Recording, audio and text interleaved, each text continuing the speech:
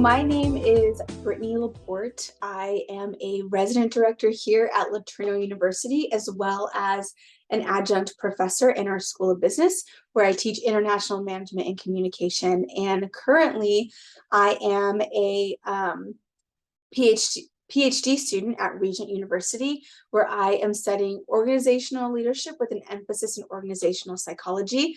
And I absolutely love what I do. I've been working in Christian higher ed full-time for almost 9 years.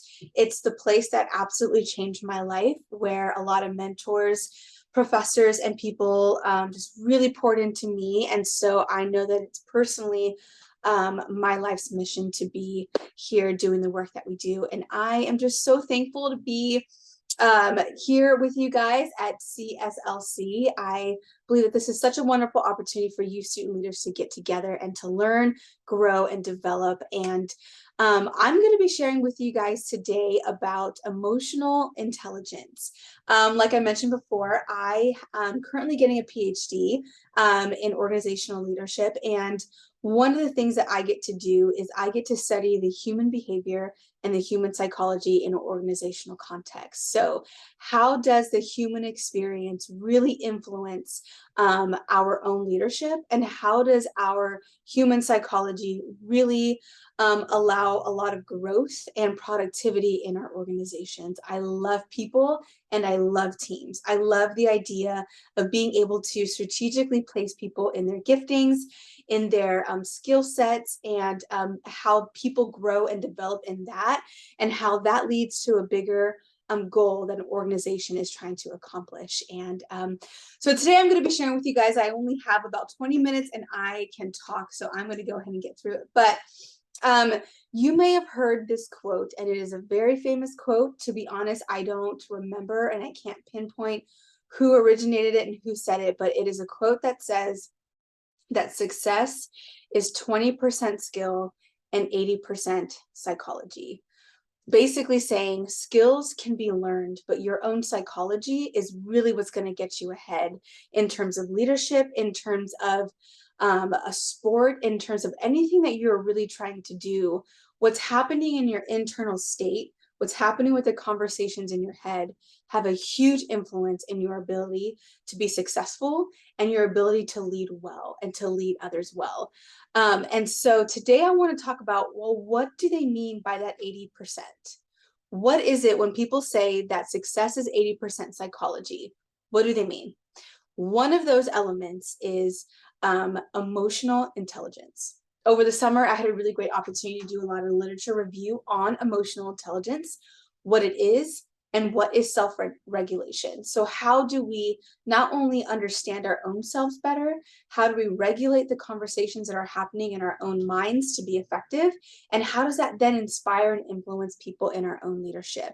And I personally believe that emotional intelligence is a wonderful tool that sometimes we know what the word is, we know what the concept is, we don't exactly know in depth what it is or how to develop it. And so today I want to go ahead and walk you guys through a little bit of what this is and get really the conversation opening on emotional intelligence. So we're going to go ahead and get started, and I'm going to share my screen with you all. And okay, give me 1 second.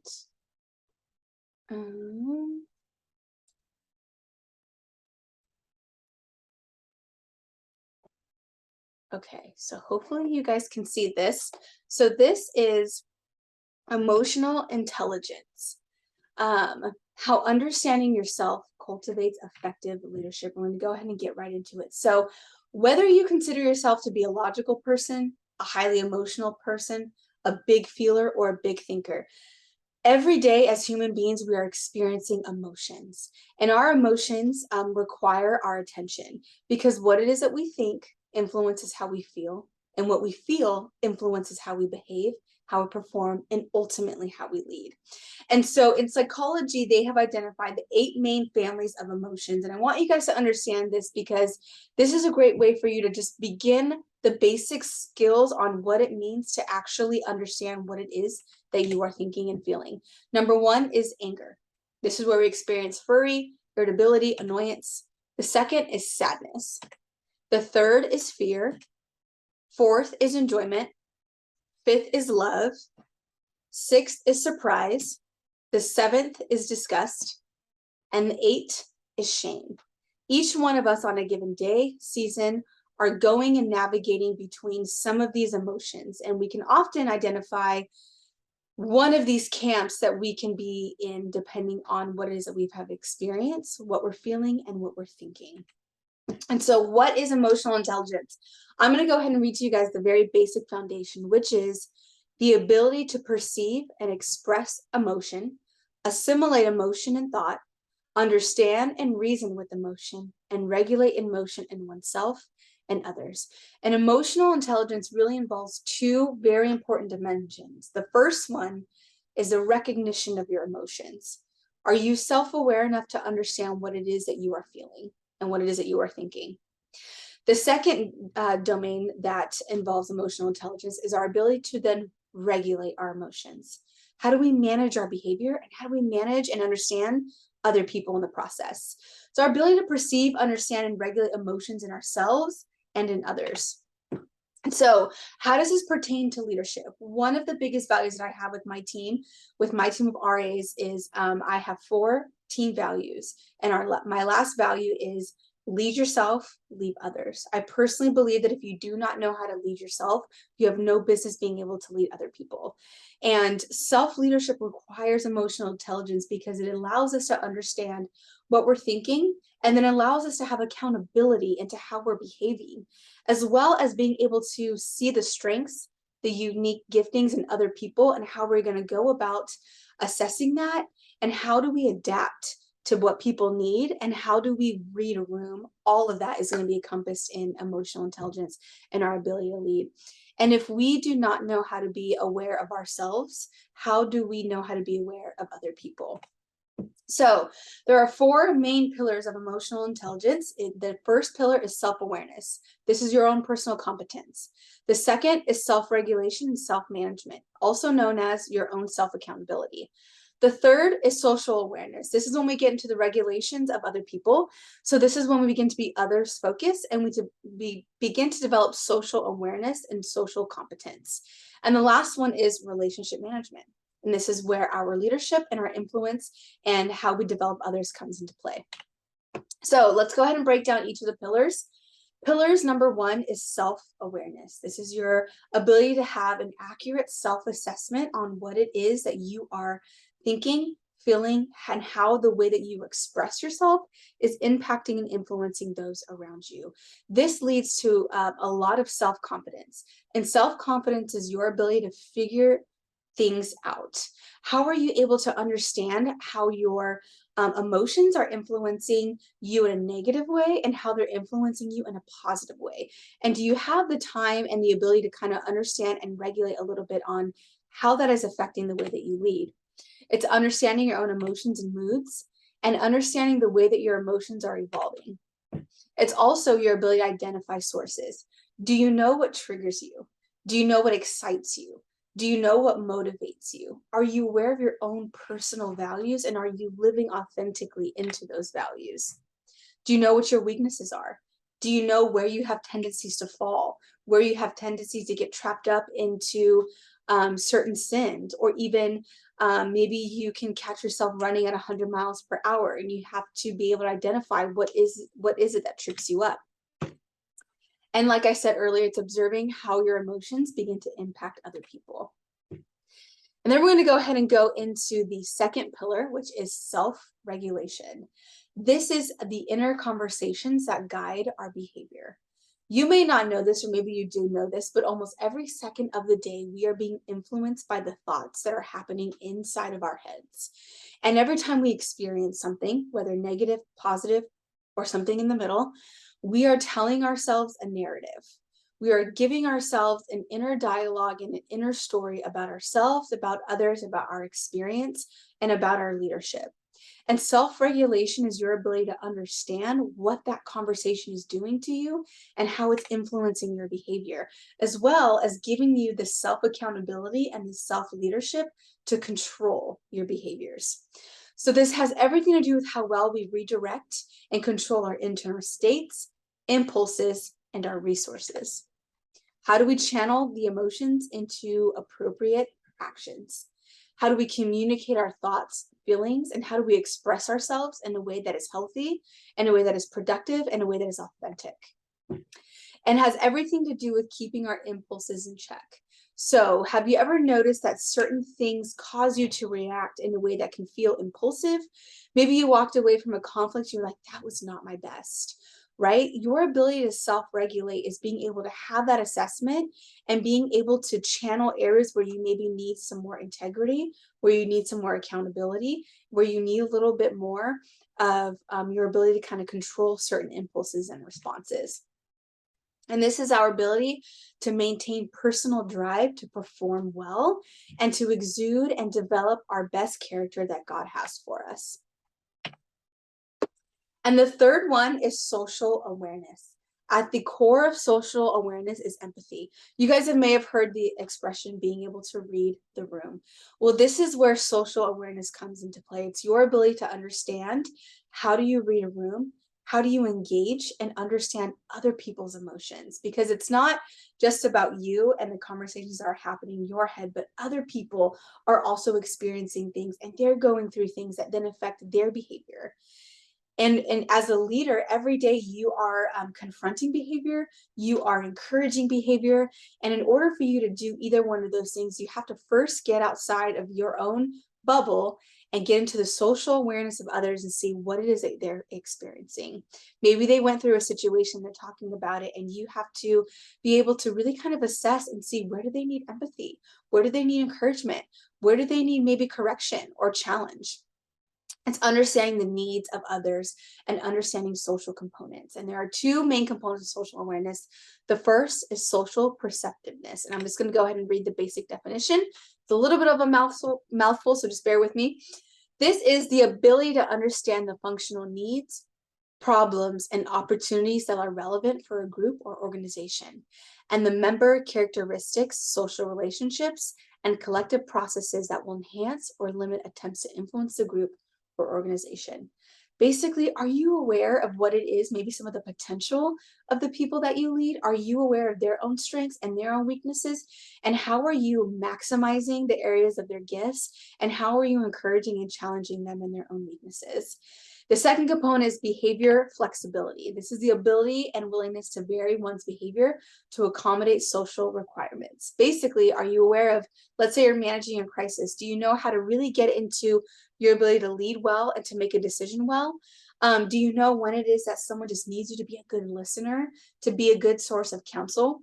It's being able to understand and being able to flex, to have some flexibility in understanding which behavior am I needing, or this person really needing from me. And the fourth and the last one of pillar is relationship management. This is managing other people's emotions. So how do you then not just see that someone's going through a hard day, but understand, where do I get involved? Where do I begin to help others? And where do I also need to cut back? Where do I need to have boundaries? This is your ability to inspire and influence other people. Do you know their strengths? Are you aware of what it is that they're good at? And are you giving them opportunity to develop that? So managing conflict. Do you know and assess when it is that you need to assert wisdom, when you need to put your foot down, when you need to mediate?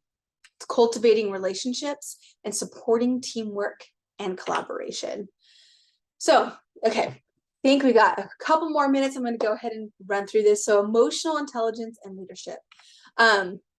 If you guys want to go ahead and begin developing your own research, like I said, I spent some time this summer looking at a lot of academic journals on the ability for emotional intelligence to really increase leadership effectiveness. And what it does is it gives you the ability to solve complex problems. Because when you're aware of yourself, you're aware of others, you're aware of what a situation needs, you're able to have a lot more clarity of thought on how it is that you can go about certain problems. And some problems are good problems and some are negative problems. But emotional intelligence is going to give you that ability to decipher and discern and move about in a productive way. Adapting your behavior to a certain situation, managing crisis, your own emotional stability, because the way that we lead and the way that we behave and our emotions affect people more than we realize. And the more that you're able to have healthy self-regulation, the more you're going to feel at peace within your own self, creating stronger emotional stability, increasing your own emotional health, and then letting your own emotional health be the culture in which you lead your team into their own emotional health. Understanding the needs and emotions of others. What do your people need from you? Maintaining optimism. Increases enthusiasm and focus on the mission. Increases effective communication. When you're aware of your own self, you're giving other people opportunity to be aware of what it is that they are experiencing and what it is that they need. And the more that that happens, the more healthy communication between you and the people you're leading is going to take place. Provides transformation and the growth in others. Like I said earlier, the more that you're growing in your own emotional intelligence and self-awareness and self-regulation, the more it's going to then inspire and influence others to be like, I want to know what it is that I value. How am I living out my values? You know what? I want to be able to self-regulate in a way that is healthy. I want to have some more self-awareness in my own self, and it enhances creativity. Well, guys, that is all that I have for today. I am so excited, and I wish I could be with you guys all in person. But once we're done here, we'll go ahead and we'll head right into the live Q&A. And if you guys have any in-depth questions on emotional intelligence, self-awareness, self-regulation, and how this increases our leadership, please ask away. I'm here for you guys. But I personally, one of the biggest gifts in my own college experience was being able to develop my own self-awareness and my own emotional intelligence. And I know what a valuable gift has been to me and in my leadership. And I hope that really just getting the conversation started on emotional intelligence inspires you guys to be able to understand your own self better, regulate your own emotions, and really begin to develop your internal core, which is going to create a strong foundation for your leadership and to inspire and influence your own people that you lead in the places that you lead. So, oh, real quickly, how we develop emotional intelligence. I'm sorry. So, the way that we actually develop emotional intelligence. Now, if you are someone who likes really practical steps, and step one, step two, this may not be your favorite place. This is where this involves a lot of personal growth and introspection. The more introspective you take some time, whether that is solitude, 5 minutes of your day, whether that is journaling, the more that you're going to be able to develop your own personal growth and intelligence. Mentorship, discipleship, coaching, and counseling. Remaining open to feedback, which always involves humility. Ask the mentors in your life, ask the people in your life, hey, how do I come across? What are my strengths? What are my weaknesses? Submitting to the process of maturity. We don't just develop emotional intelligence overnight. This is a daily process. This is something that evolves the more that we are humble, the more that we grow, the more that we learn, the more that we practice even. And then I know not a lot of people are into assessments, but if you get to know me a little bit more, I love Myers-Briggs. I love Enneagram. I teach Myers-Briggs actually. But honestly, they are tools, and they are really great practical tools to begin opening up your mind to see how you're wired and the way you function and what are your strengths and what are your weaknesses. And that always is a really good building block to emotional intelligence. Well, guys, thank you guys so much. I'm going to stop sharing my screen here, and then I look forward to meeting and seeing you guys all in the live Q&A. Thank you so much.